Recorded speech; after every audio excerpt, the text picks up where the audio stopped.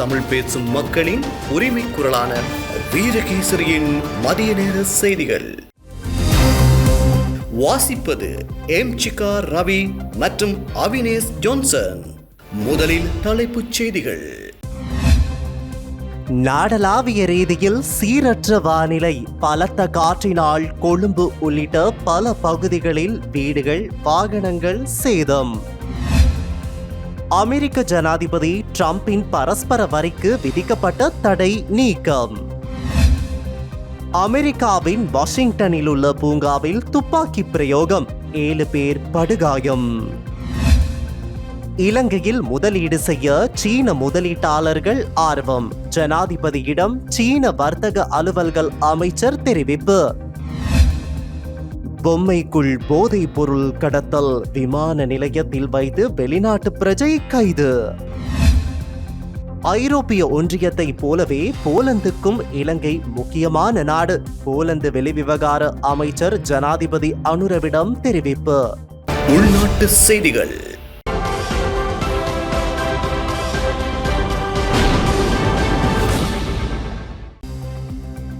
நாடளாவிய ரீதியில் நிலவும் சீரற்ற வானிலை காரணமாக நேற்று வியாழக்கிழமை முதல் வீசிய பலத்த காற்றினால் மேல் மாகாணத்தின் பல பகுதிகளில் மரங்கள் முறிந்து விழுந்துள்ளதுடன் வீடுகளுக்கும் சேதம் ஏற்பட்டுள்ளன. கொள்ளுப்பட்டியிலிருந்து வெள்ளவத்தை வரையிலான கொழும்பு காலி பிரதான வீதியிலும் கிராண்ட் பாஸ் பகுதியை சுற்றியுள்ள பல இடங்களிலும் மரங்கள் முறிந்து விழுந்துள்ளன.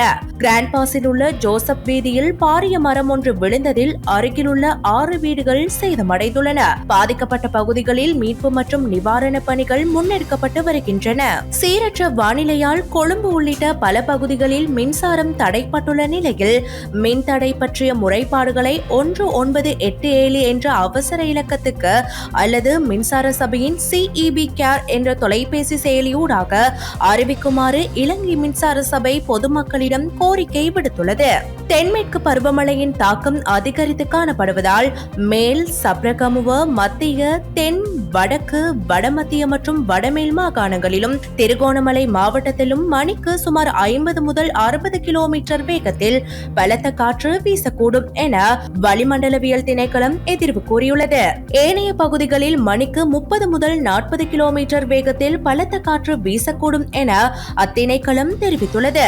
மேல் மற்றும் சப்ரகமுவ மாகாணங்களிலும் நுவரெலியா, கண்டி, காலி மற்றும் மாத்தறை மாவட்டங்களிலும் சில இடங்களில் 100 மில்லிமீட்டருக்கும் அதிகமான கனமழை பெய்யக்கூடும் என வளிமண்டலவியல் திணைக்களம் எதிர்வு கூறியுள்ளதுடன் வடமத்திய மாகாணத்திலும் மன்னார் மற்றும் ஹம்பாந்தோட்டை மாவட்டங்களிலும் பலத்த காற்று வீசக்கூடும் எனவும் தெரிவித்துள்ளது.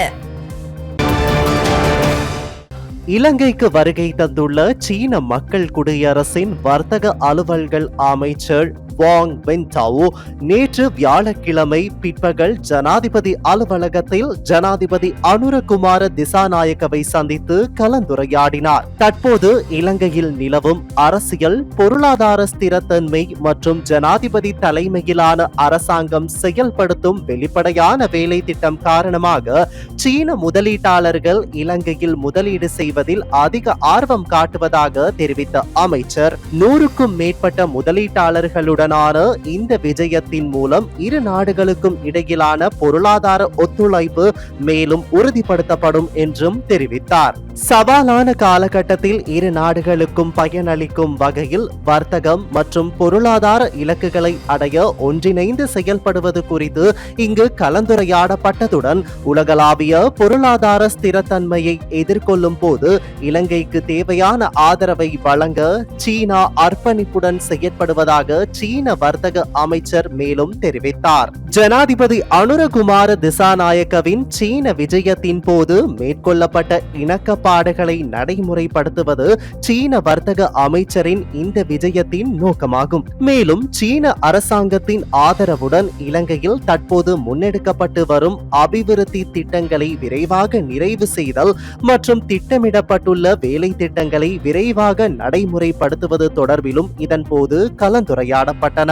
இலங்கைக்கான சீன தூதுவர் கி ஜின்ஹாங், ஆசிய விவகார திணைக்களத்தின் பணிப்பாளர் நாயகம் வாங் லிபிங், வெளியுறவு திணைக்களத்தின் பணிப்பாளர் நாயகம் ஷூ ஜுவெட்டிங் உள்ளிட்டவர்கள் சீன பிரதிநிதிகள் குழு சார்பாகவும் இலங்கையை பிரதிநிதித்துவப்படுத்தி வர்த்தக, வாணிப, உணவு பாதுகாப்பு மற்றும் கூட்டுறவு அபிவிருத்தி அமைச்சர் வசந்த சமரசிங்க, ஜனாதிபதியின் செயலாளர் கலாநிதி நந்திக சனத்குமார் நாயக, ஜனாதிபதியின் சிரேஷ்ட மேலதிக செயலாளர் ரோஷன் கமகே உள்ளிட்ட பலர் இந்த கலந்துரையாடலில் கலந்து கொண்டனர்.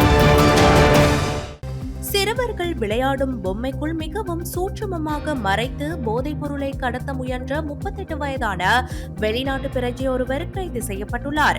கட்டுநாயக்க சர்வதேச விமான நிலைய போதைப்பொருள் ஒழிப்பு பிரிவு மற்றும் சுங்கத்துறை அதிகாரிகள் இணைந்து நடாத்திய சோதனையின் போதே குறித்த நபர் விமான நிலையத்தில் வைத்து கைது செய்யப்பட்டுள்ளார். கைது செய்யப்பட்ட நபரிடமிருந்து 3 பொம்மைக்குள் மறைத்து வைக்கப்பட்டிருந்த 51 கோடியே 61 லட்சத்து 50,000 ரூபாய் பெறுமதியான 10 கிலோ 323 கிராம் நிறையுடைய கொக்கைன் போதைப் பொருள் தொகை கைப்பற்றப்பட்டுள்ளது. கைதான நபர் இன்று வெள்ளிக்கிழமை அதிகாலை 2 மணியளவில் கட்டாரிலிருந்து விமானம் மூலம் கட்டுநாயக்க விமான நிலையத்தை வந்தடைந்துள்ளார். கைப்பற்றப்பட்ட போதைப் பொருள் தொகையுடன் கைதான நபர் மேலதிக விசாரணைக்காக கட்டுநாயக்க விமான நிலைய போலீஸ் போதைப் பொருள் ஒழிப்பு பிரிவினரிடம் ஒப்படைக்கப்பட்டுள்ளார்.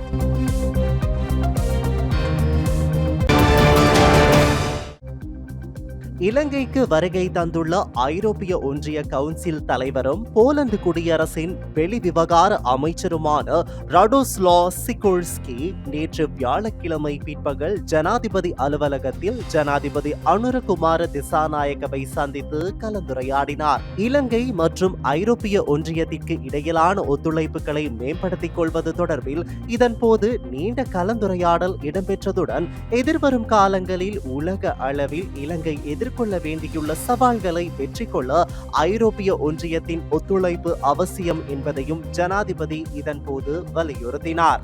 அமெரிக்காவினால் விதிக்கப்பட்டுள்ள வரி முறைமை மற்றும் சர்வதேச நாணய நிதியத்தின் வரம்புகளுக்குள் செயலாற்றும் போது இலங்கை எதிர்கொள்ளும் சவால்களுக்கு மத்தியில் ஐரோப்பிய ஒன்றியத்துடன் பரந்த ஒத்துழைப்புடன் செயலாற்ற எதிர்பார்த்திருப்பதாகவும் ஜனாதிபதி இதன்போது சுட்டிக்காட்டினார். இலங்கைக்கு வழங்கப்பட்டிருக்கும் GSP+ நிவாரணத்தை தொடர்ச்சியாக வழங்குவது தொடர்பில் ஐரோப்பிய ஒன்றியம் கொண்டுள்ள முன்னேற்றகரமான நிலைப்பாட்டை ஜனாதிபதி அனுரகுமார திசாநாயக்க இதன்போது வரவேற்றார். இதன்போது கருத்து தெரிவித்த போலந்து வெளிவிவகார அமைச்சர் ரடோஸ்லா சிகோர்ஸ்கி தனது சுற்றுப்பயணம் ஐரோப்பிய ஒன்றியத்தை போலவே இலங்கை மீது போலந்து கொண்டிருக்கும் சிறப்பு அவதானத்தை காண்பிக்கிறது என்றும் தெரிவித்தார். இலங்கை மற்றும் போலந்துக்கு இடையிலான வரலாற்று தொடர்புகளை மேலும் பலப்படுத்திக் கொண்டு இரு நாடுகளுக்கும் இடையிலான ஒத்துழைப்புகளை மேம்படுத்திக் கொள்வது குறித்தும் இதன்போது கலந்துரையாடப்பட்டது. இலங்கை மற்றும் போலந்துக்கு இடையில் 50 வருட ராஜதந்திர தொடர்புகள் மற்றும் 30 வருட அபிவிருத்தி ஒத்துழைப்பு வேலை திட்டங்களை இங்கு நினைவு கூர்ந்த போலந்து வெளிவிவகார அமைச்சர் புதிய அரசாங்கத்தோடு நெருக்கமான ஒத்துழைப்புடன் செயலாற்றுவதே போலந்து அரசாங்கத்தின் எதிர்பார்ப்பாகும் என்பதையும் கூறினார். ஐரோப்பிய ஒன்றியத்தின் இலங்கை தூதுவர் கார்மன் மொரேனோ உள்ளிட்ட தூதுக்குழுவினரும் ஜனாதிபதியின் செயலாளர் கலாநிதி நந்திக சனத்குமார் நாயக, ஜனாதிபதியின் சிரேஷ்ட மேலதிக செயலாளர் ரோஷான் கமகே உள்ளிட்டவர்களும் இதன்போது கலந்து கொண்டிருந்தனர். வெளிநாட்டு செய்திகள். அமெரிக்க ஜனாதிபதி டொனால்ட் டிரம்பின் பரஸ்பர வரி விதிப்புக்கு சர்வதேச வர்த்தக நீதிமன்றம் விதித்த தடையை நீக்கி அந்நாட்டு உச்ச நீதிமன்றம் தற்காலிக அனுமதி வழங்கியுள்ளது.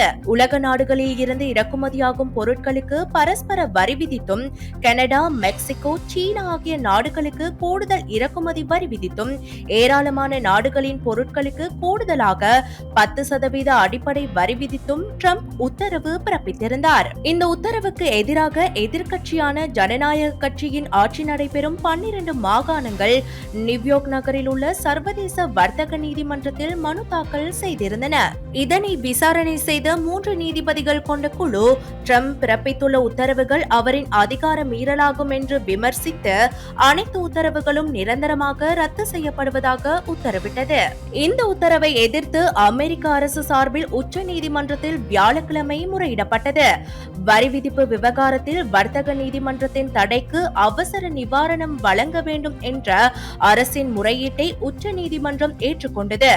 மேலும் வரி விதிப்பை நிறுத்தி வைப்பது தேசிய பாதுகாப்புக்கு தீங்கு விளைவிக்கும் என தெரிவித்த அந்நாட்டு உச்ச நீதிமன்றம் தற்காலிகமாக வரி விதிப்பு நடவடிக்கைக்கு அனுமதி வழங்கியுள்ளது.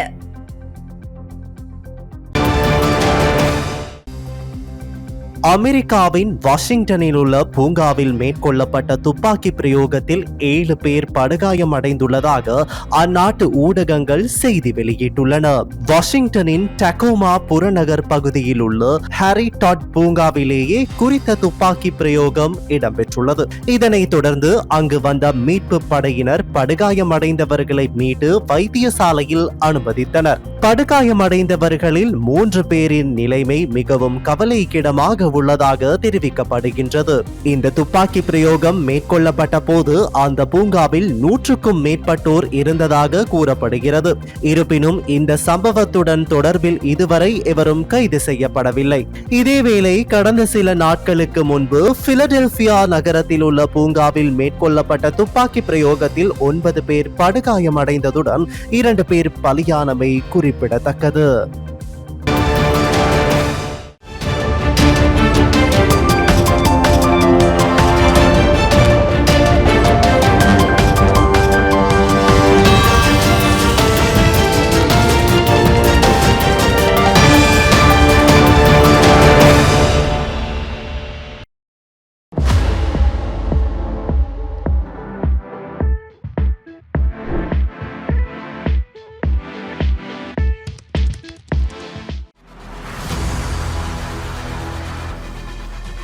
இலங்கையின் முதல் நிலை முதற்தர செய்தி வழங்குனர் வீரகேசரியின் குறுந்தகவல் செய்திகளை உடனுக்குடன் தமிழில் பெற்றுக்கொள்ள டயலாக் வலையமைப்பிலிருந்து REG இடைவெளி வீக்கி என்று பதிவிட்டு 87 960 என்ற எண்ணுக்கு குறுஞ்செய்தி ஒன்றை அனுப்புங்கள். வீரகேசரி செய்தியுடன் இணைந்திருங்கள்.